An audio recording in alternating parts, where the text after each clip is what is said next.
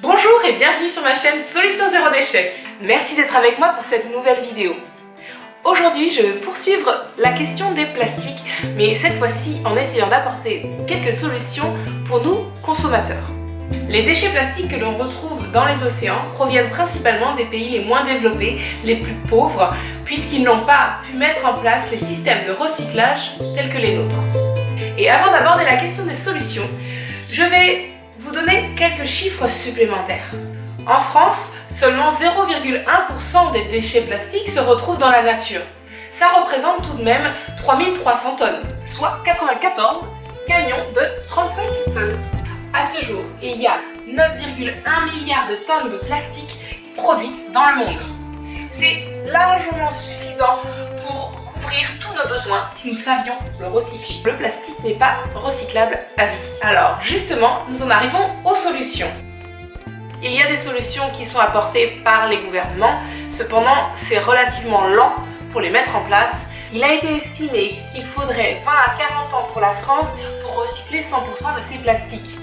Et au niveau mondial, il est compté que seulement 50% des plastiques seront totalement recyclés d'ici 2050. Alors, quelle est la solution ? Nous, en tant que consommateurs, nous devons être porteurs du changement et donc nous-mêmes changer notre mode de consommation. Tout d'abord, cherchez des alternatives pour limiter le plastique dans votre vie.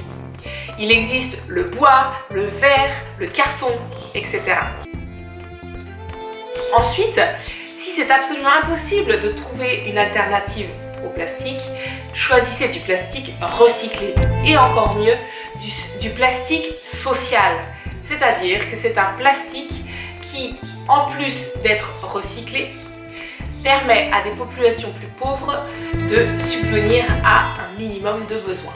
Ensuite, continuez de vous informer au sujet des évolutions du plastique et informez les gens autour de vous. Si vous avez des produits que vous aimez particulièrement et qui sont dans des plastiques, demandez aux fabricants d'opter pour des solutions alternatives pour leurs contenants. Certains plastiques vont avoir des éléments toxiques à l'intérieur et la meilleure astuce que l'on puisse vous fournir pour éviter ces produits toxiques, c'est de les sentir. Si ça vous pique le nez, si ça vous donne mal à la tête, si ça vous crée un inconfort, ne le prenez pas. Ça signifie qu'il n'est pas complètement sain pour vous.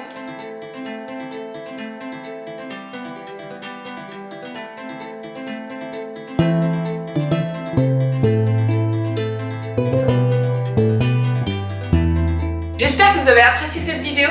N'hésitez pas à la partager ou même à mettre un petit pouce bleu. Et à la prochaine. Merci.